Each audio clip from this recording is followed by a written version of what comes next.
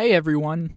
So the DCEU is old news. The new DCU has been getting news updates and drumming up hype, which combined with the last couple of years of mediocre projects and the lack of superhero movies this past year has me excited for what they have in store. I hope that we get a bunch of cool and unique new projects, like some of the coolest DCEU movies, such as The Suicide Squad, Blue Beetle, and the subject of this video, Shazam. Shazam was one of the earlier DCEU movies, right in that era where its cracks had started to form due to Justice League, and we didn't really know where the franchise was going since the Ben Affleck Batman movie and Man of Steel 2 were struggling behind the scenes.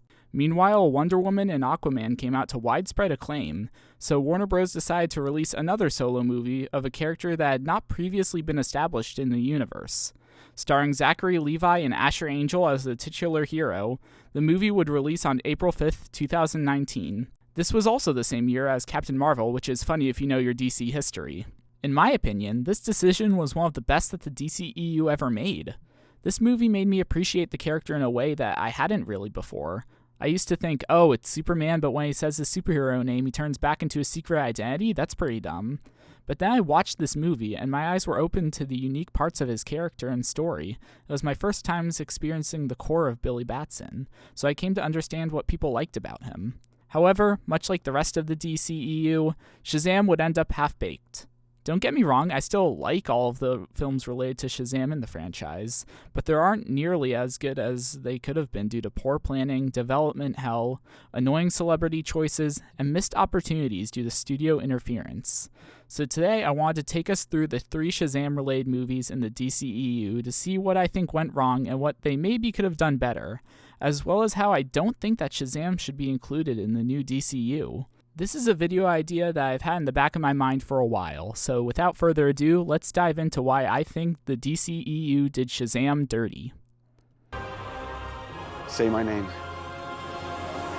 Billy! So if you couldn't tell from the intro, I really loved the first Shazam movie. Say what you want about the DCEU, but they were pretty darn good at making solo movies for these heroes that never really had a chance on the big screen before. Wonder Woman, Aquaman, and Blue Beetle all got great films as well. This movie provides a good interpretation of the Shazam story for people like me in the mainstream. Plenty of people have compared it to Big, but as a superhero movie, and yeah, that description fits. The movie establishes the mystical side of Shazam in really cool ways. The Wizard and the Rock of Eternity are really cool environments, the 7 enemies of man provide a great villainous force that most people will recognize, and Dr. Sivana brings a classic Shazam villain to the forefront. In some ways, he's a generic power-seeking villain, but since we see how his family looks down on him and how the wizard dangled power in front of his face, I'd say it works. The fact that his envy and constant want for validation drive his actions almost give him a level of immaturity, which creates a bit of a parallel with Billy, who is a literal child. Billy as a hero is where the comparisons to Big really come in. Zachary Levi's performance embodies a child who has been given extreme power, and all of the hijinks that he and Freddy got into are entertaining. Then there's scenes of him being an actual superhero, like the bus and the fights with Sivana. The carnival in the climax also provides a really cool backdrop, and throughout all of them, I just have a huge grin on my face. It's just dumb fun. However, the best parts of this movie are not from the superhero angle, but from the family aspects. This film is all about blood family and found family. Billy has rose-tinted memories of him and his mother, making him search for years and run away from homes that accept him. The group home he finds himself in is very supportive, and while not every member gets characterized in this film, the parents are wholesome and kind, Darla is cute and sweet, and Freddy is entertaining and a great confidant to Billy. The scene where Billy finally finds his birth mother is devastating, and then the rest of the film is about embracing his new siblings. Basically, every scene in the third act revolves around this, with them all even becoming superheroes to take down the villains. So that's everything I like about this movie. What about things I don't like? Well, for starters, I'm sorry, but that's too old. As far as I can tell, 15 is the max age of Billy Batson in the comics. Other incarnations would have him as 12 or as low as 10, but in the comics they can have him age as quickly or as slowly as they want. With real actors, Asher Angel is going to get older as the franchise goes on, which is worse with the fact that he is in a cinematic universe which go on for a long time.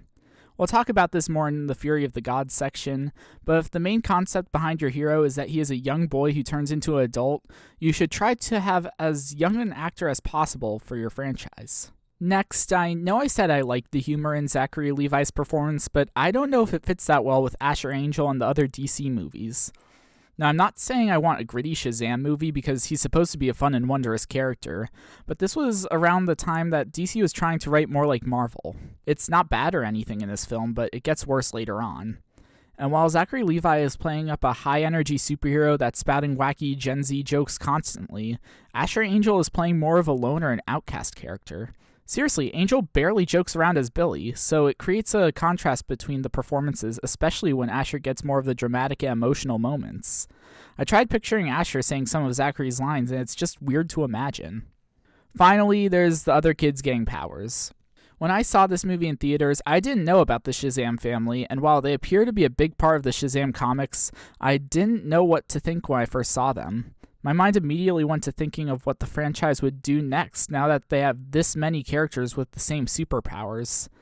It doesn't help that Pedro and Eugene weren't focused on at all in this movie, but they were just enough for their scenes as heroes to make sense. Also, superhero Freddy and Darla match their child selves so well that it makes the Billy problem more apparent. I just think that maybe they shouldn't have introduced the Shazam family this soon into the movies. It works for a cool climax, and I don't know how I would have handled it, but it kind of leaves a weird taste in my mouth now that Billy is less special in his own first movie. Overall, though, I'd say that the first Shazam movie is a nice foundation to the character in the cinematic universe, albeit a bit clunky. Everything was looking good in this corner of the DCEU, even if the rest of it wasn't the best. All that was left was to create a sequel starring another iconic villain for the character. Whether Mr. Mind, as seen in the credit scene, or even... It's about drive, it's about power. We stay hungry, we devour. Put in the work, put in the hours, and take... Woo, yeah, Atom Smasher the movie, the best character ever. Of course, this movie changed the hierarchy of power in the DC universe because they introduced the most epic character in any of these movies. Oh yeah, and I guess The Rock was there as Black Adam, who of course is one of Shazam's most recognizable villains. I've previously talked about this movie in my Atom Smasher video from when the movie came out, so check that out if you want to hear my original thoughts on the movie, because rewatching it a few years later, honestly, I felt that it was more of a slog to get through.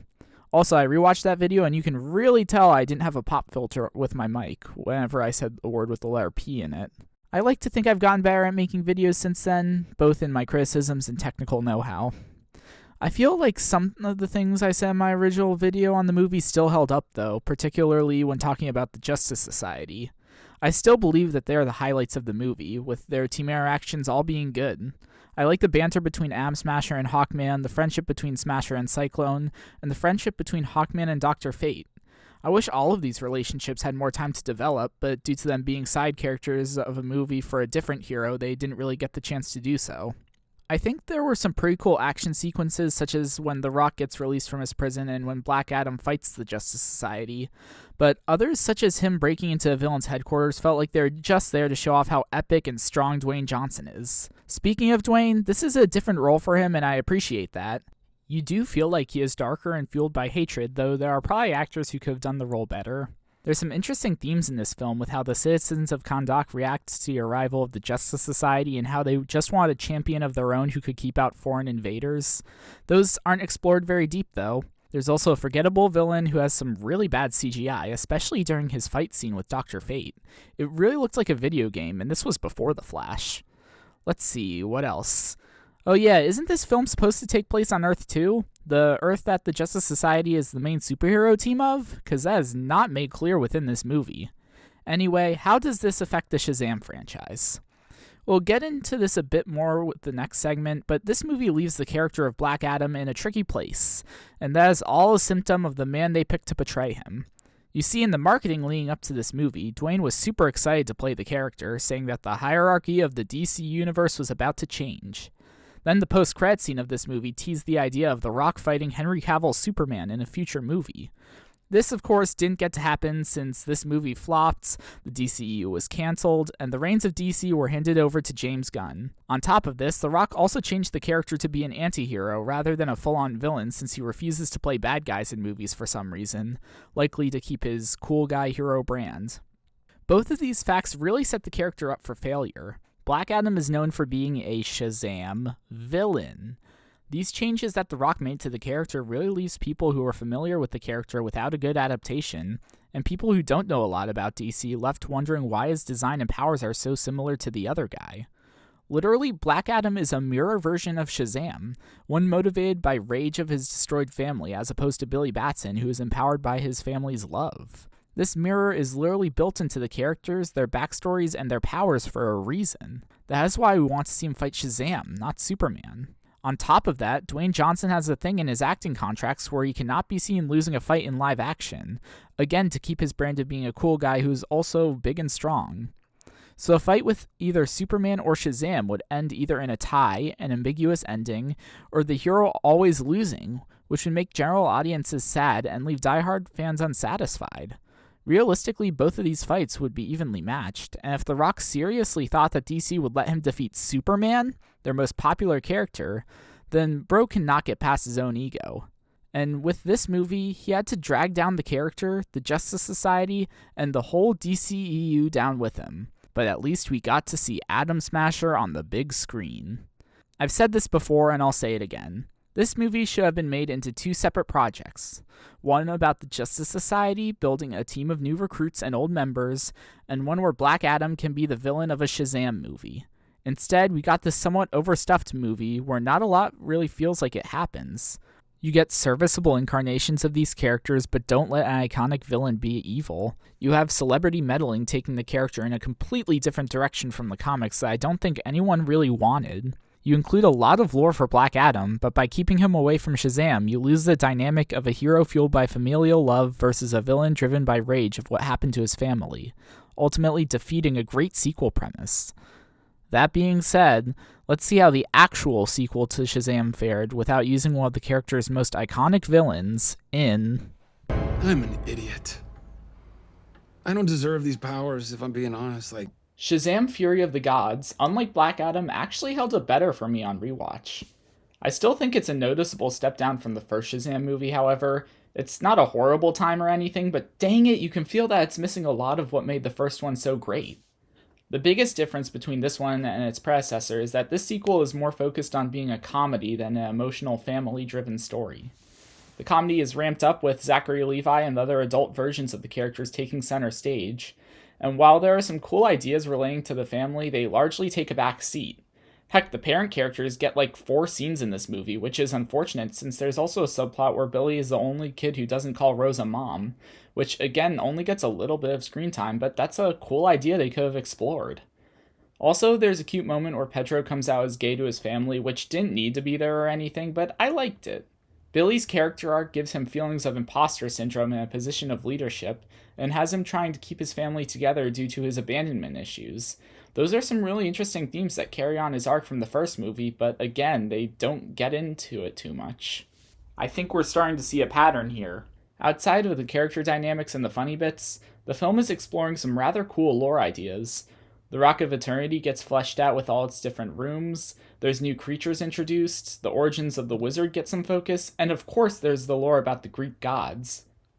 Speaking of the gods, we get 3 of them as the villains of this movie: Hespera, Calypso, and Anthea. They're fine. They're kind of just another faction that thinks Billy and his family don't deserve their powers. Hespera is the main antagonist for most of the film, but once she gets the magic apple to restore her father's tree, she's more than happy, and then Calypso becomes the main villain, who's just a generic revenge seeker without the cool backstory of Savannah.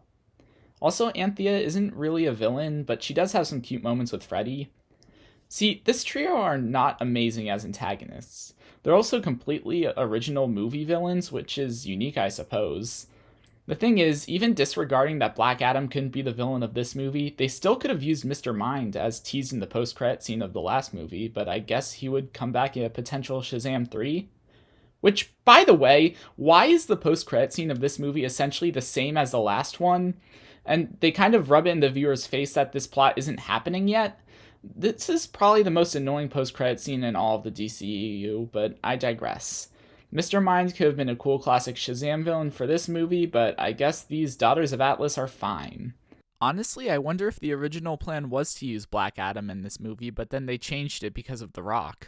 Anyway, yeah, this movie's just kind of an excuse to continue having fun with Shazam and his family rather than trying to extend an overarching story. I guess by the time this came out, we already knew that the reboot was coming. This was the better outcome rather than leaving us to imagine what could have been. Also, by this point, the cast was much older, so it's almost as if they used the kid forms less just to hide the fact that Billy was almost 18 in this movie. I really missed Asher Angel. He didn't have nearly as much screen time, and I think that added to the movie having less of an emotional core. Asher was just better at showing Billy's insecurities than Zachary Levi was. Just looking at this film overall compared to the original, and even whatever could have happened due to Black Adam, it just feels anticlimactic. I wish I had more to say about it. The movie is just super lighthearted, which the first one could be as well, but at least it knew when to have dramatic beats. Even the pretty awesome climax at the baseball field between Billy and Calypso ends with a fake-out death and a ham-fisted Wonder Woman cameo that undoes a powerful sacrifice in an unsatisfying way. Shazam! Fury of the Gods is a slightly fun time with a slightly fun group of characters facing some passable villains in a story that features some decent lore and performances, while not fleshing out their characters nearly as well as the first one. There's just a lot less to say about this movie than the other ones, since it wasn't a surprisingly high-quality superhero movie or a weird anti-hero movie stealing a villain from a franchise. It's just kind of DC trying to put together some sort of follow-up to Shazam, despite it being too late at that point. Part of it was probably due to Black Adam, but I think it was largely due to some bad scheduling that really plagued the DCEU.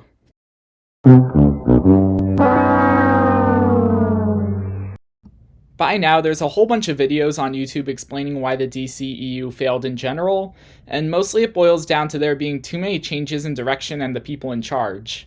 From Zack Snyder to Joss Whedon to Dwayne, there were just a bunch of shifts that left the universe as an out-of-control roller coaster of quality and plot direction, to the point where they really just started doing solo movies that didn't connect at all. On top of that, there were a bazillion different projects announced and cancelled.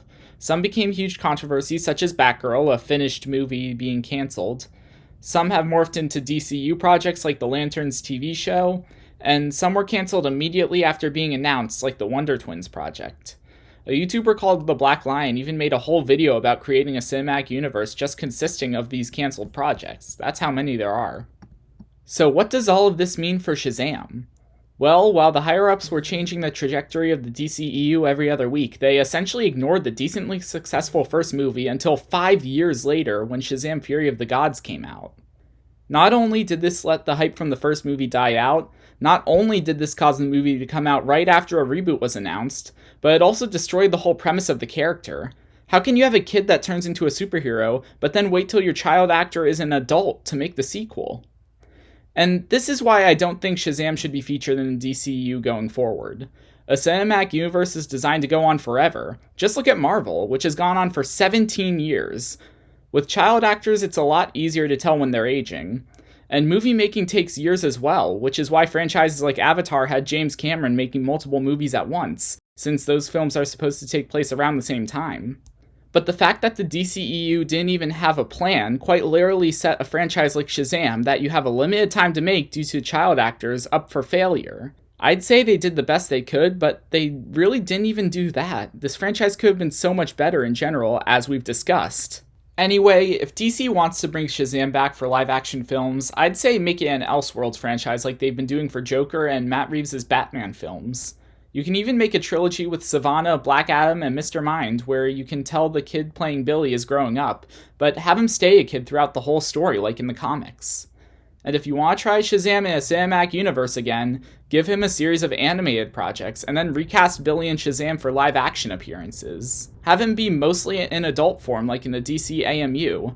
I don't know, but I just don't think that Shazam is a character meant for a live-action cinematic universe.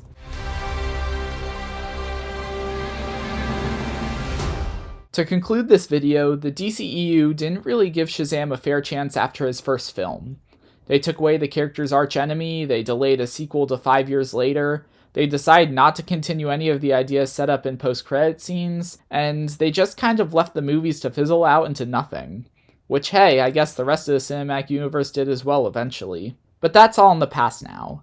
I, for one, am really excited for James Gunn's Superman and for whatever new DC projects will be coming down the pipeline. Whether it involves Shazam or not, time will tell. DC Studios has been kind of straying away from announcing projects for characters like Aquaman and The Flash that just got some big screen appearances from the DCEU, so I doubt we'll hear anything soon. But even if we don't, at least we have a great movie, an okay sequel, and the live-action debut of Atom Smasher. That's it for me today. I procrastinated long enough trying to finish this video. If you want to check out any of my other videos, that would be greatly appreciated. Leave a like on this video if you feel like it, and comment your own thoughts about the Shazam movies down below. Subscribe if you feel like it, and hopefully I'll see you again soon. Thanks for watching. Bye.